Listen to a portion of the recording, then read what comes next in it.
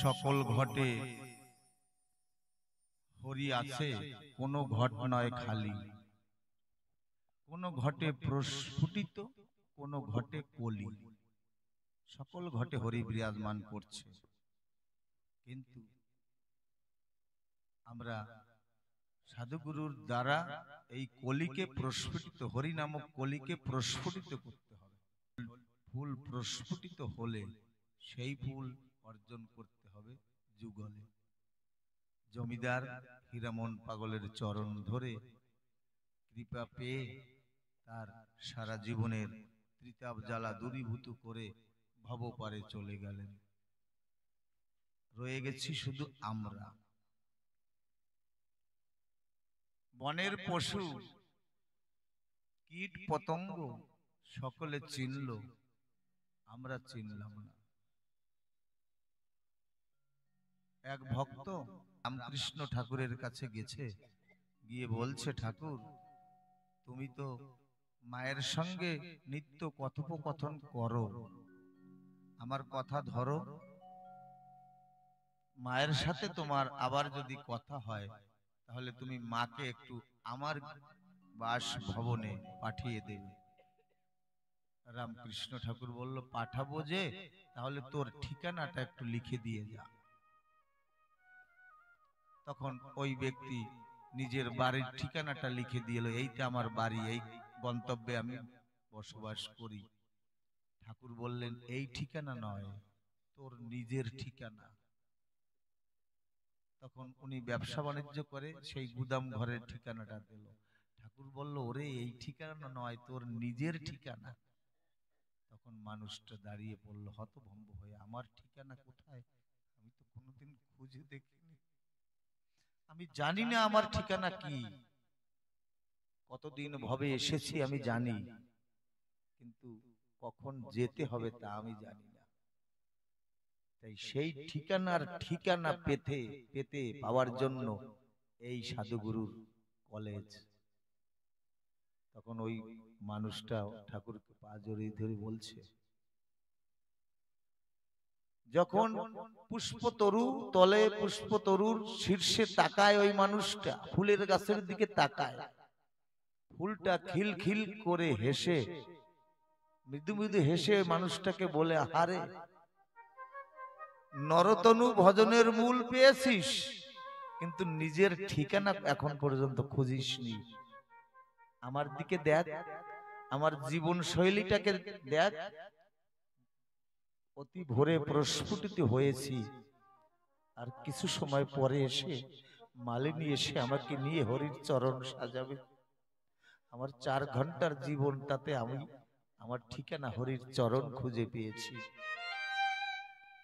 হে জীব, মায়ায় আবদ্ধ জীব, একবারও কখনো খুঁজে দেখিনি আমরা আমার প্রকৃত ঠিকানাটা কোথায়। বনের ফুল বুঝলো ঠিকানা, বিষধর সর্প বুঝেছে, কীট পতঙ্গ বুঝেছে,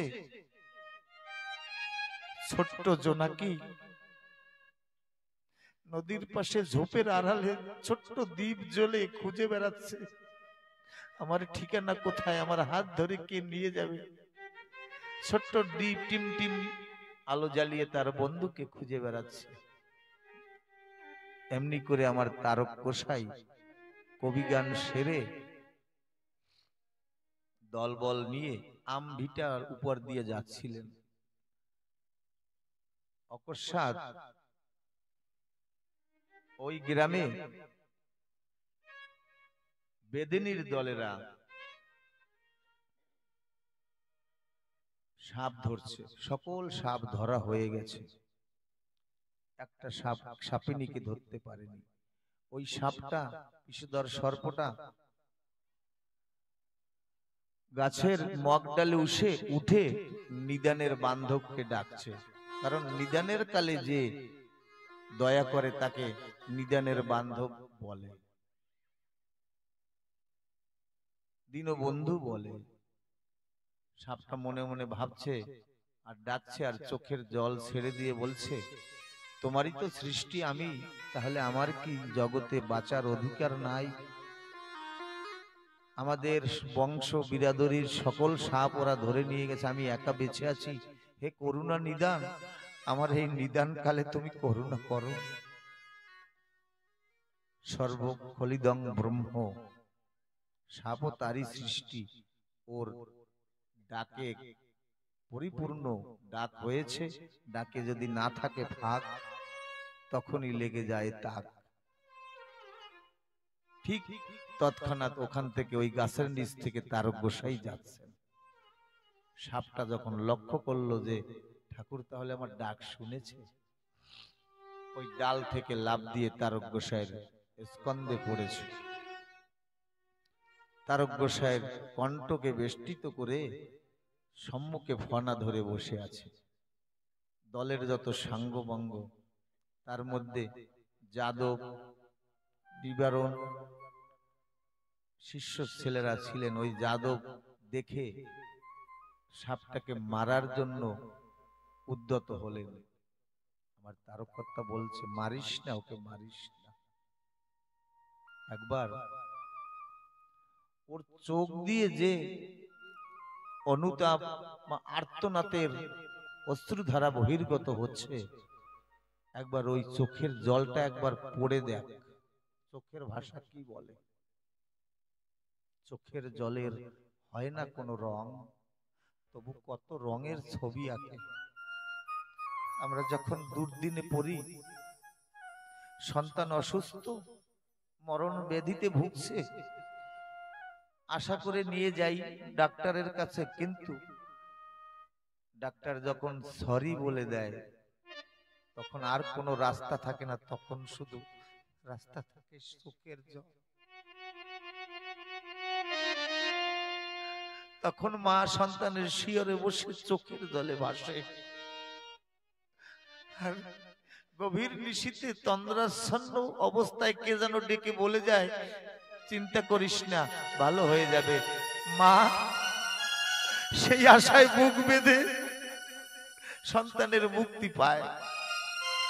এই চোখের জল, ওই সাপিনীর চোখের জল ঝরে পড়ছে আমার তারক গোসাইয়ের চরণে। তারক গোসাই বলছে, কে মারিস না, চোখের জলের ভাষাটা একবার পড়ার চেষ্টা কর।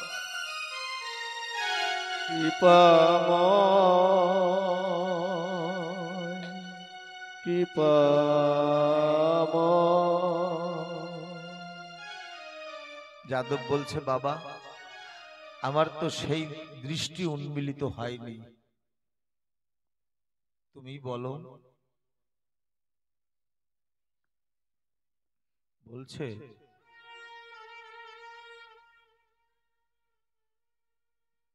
হরি বল হরি বল। বলছে ওই সাপটা চোখের জল দিয়ে বলছে যে তুমি করুণা নিদান। দীনবন্ধু হরিকে ডেকেছিলাম, তাই তোমাকে পাঠিয়েছে, আমাকে এই নিদানে তুমি করুণা করো, আমাকে অভয় দান করো। অদূরে বেদিনীর দল দাঁড়িয়ে বসে আছে। তারক গোসাই বলছে, ওকে মারিস না, ছেড়ে দে। ইচ্ছাময় তারক যখন বলল, বেদিনীর দল চলে গেল। ওই সাপটা আসতে স্কন্ধ থেকে নিচে নেমে দূর গহ্বরে গেছে, সেখান থেকে আবার ফিরে এসেছে। ফিরে এসে এবার তারক গোসাইয়ের চরণের উপরে ফণি বিস্তৃত করে চোখের জল ছেড়ে দিয়েছে। যাদব ডাক দিয়ে বলছে, বাবা এইবার চোখের জলের ভাষাটা বলো।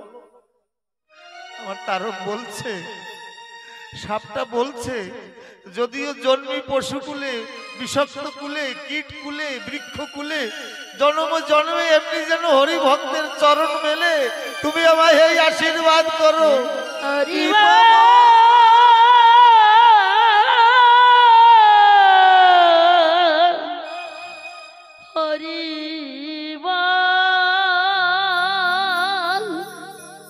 বনের সাপ, বিষাক্ত সাপ হয়ে চিনল আমার তারককে, আমার হরিকে, কৃষ্ণকে।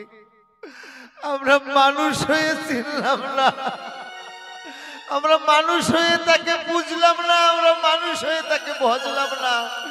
জন্মে সারা জন্মে দু ফোঁটা নয়নের জল দিয়ে তার চরণ ধৌত করলাম না, আজ বিষধর সাপ নয়নের জল দিয়ে তারকের চরণ ধৌত করে দিল।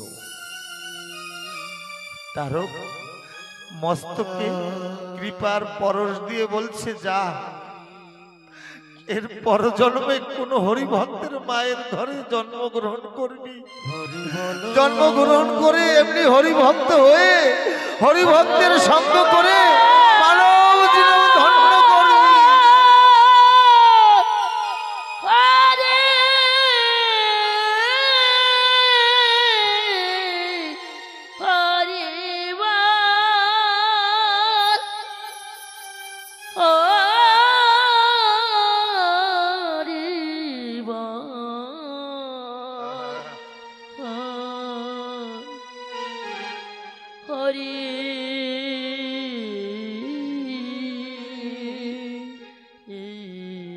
পাখিতে চিনেছে, পাখিতে চিনেছে, বলছে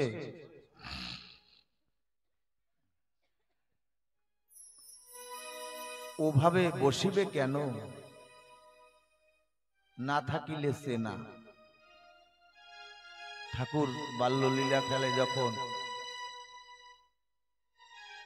রত্নডাঙ্গার বিলের কূলে গোচরণ খেলা করতেন, তখন দীনু দাসকে নিয়ে বলে, চল একটু ঘুরে আসি।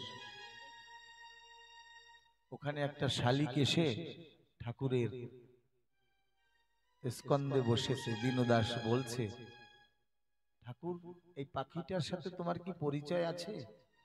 হ্যাঁ। ওভাবে বসিবে কেন, না থাকিলে চেনা।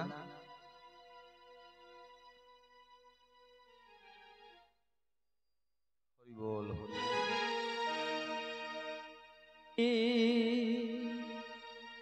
হরি বল। এভাবে বসিবে কেন, না থাকিলে চেনা। জন্মে জন্মে থাকে নয়নে নিশানা। তমালের ডালে ছিল কোকিলেরও মেলা, সারি সুখ বকুলের ডালে করে খেলা। বৃন্দাবনে দেখিয়াছি এই সব লীলা, এই সেই বৃন্দাবন তামালেরও তলা। গোকুলে জন্মিল কৃষ্ণ নন্দগোপ ঘরে, বৃন্দাবনে বাস করিলেন গিয়া পরে। সেই বৃন্দাবনের পাখি, তার সঙ্গে ছিল মাখামাখি, পাখিতে মনে রেখেছে, কিন্তু আমরা মানুষ হয়ে মনে রাখতে পারিনি।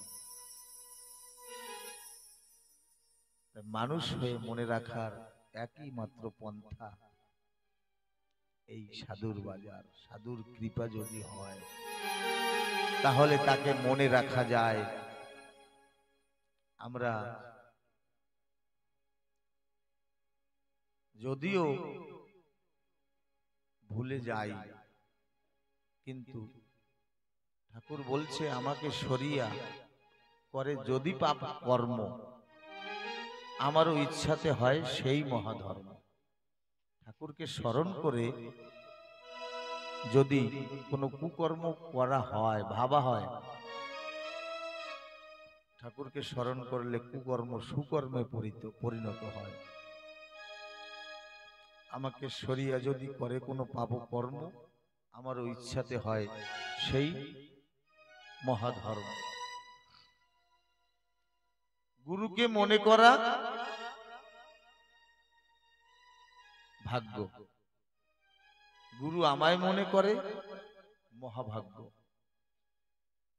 আর গুরু আমায় কৃপা করে সে হলো সৌভাগ্য। যদি হই চরণ সেবার যোগ্য, সে হলো আমার পরম ভাগ্য। তাই মানব জীবন এই পরম ভাগ্য উপলব্ধি করার জন্য চরণ সেবার যোগ্য হতে হবে আমাদের। তাহলে আমরা এই দুর্লভ মনুষ্য জনম যে শব্দটা পরিপূর্ণ হবে। জীবনে কোটি কোটি টাকা তো অর্জন করি, কিন্তু 4 জন মানুষ অর্জন করতে পারি না। যে 4 জন মানুষ আমাকে শেষ দিনে কাঁধে করে নিয়ে যাবে শ্মশানে, সেই 4 জন মানুষ আমরা কামাই করতে পারি না। বিভিন্ন যুক্তি, বিভিন্ন শাস্ত্র, বিভিন্ন উপদেশ, বিভিন্ন জ্ঞান দিয়ে মানুষকে ছোট আর শুধু হেয় ভাবছি জীবনভর। আমরা একবারও ভেবে দেখিনি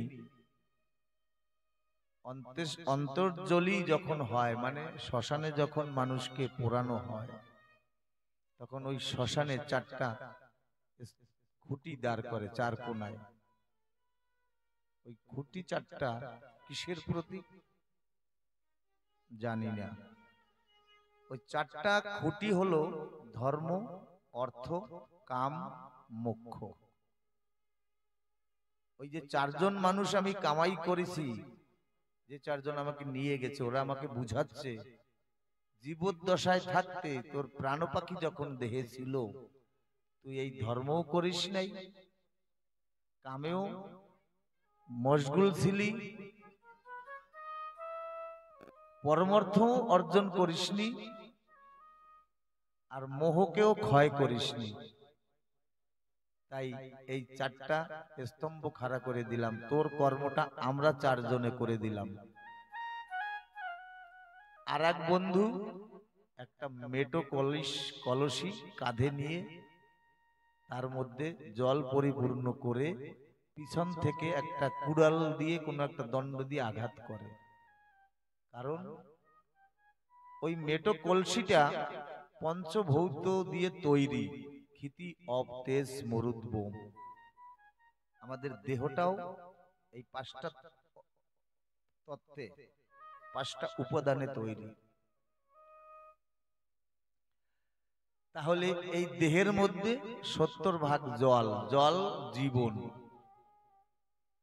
ওই কলসির মধ্যে একটা শূন্য আকাশ থাকে, যাকে ঘটাকাশ বলে। আমাদের এই দেহের মধ্যে ওই শূন্যতা রয়েছে, জল পরিপূর্ণ।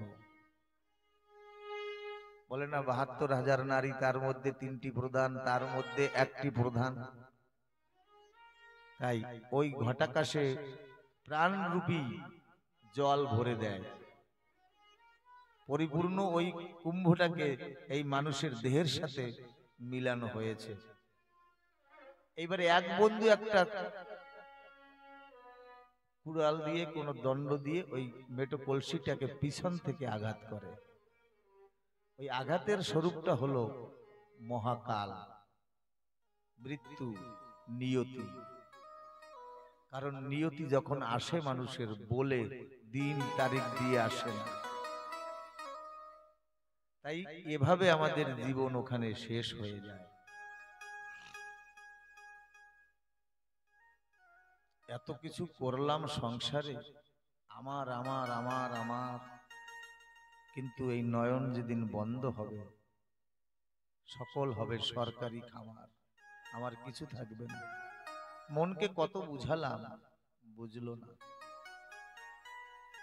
খালি হাতে এসেছি, খালি হাতে চলে যেতে হবে। আমার সেদিনের কথা মনে জাগে, শ্রদ্ধেয় পারিবাবু যখন জীবদ্দশায় ছিলেন,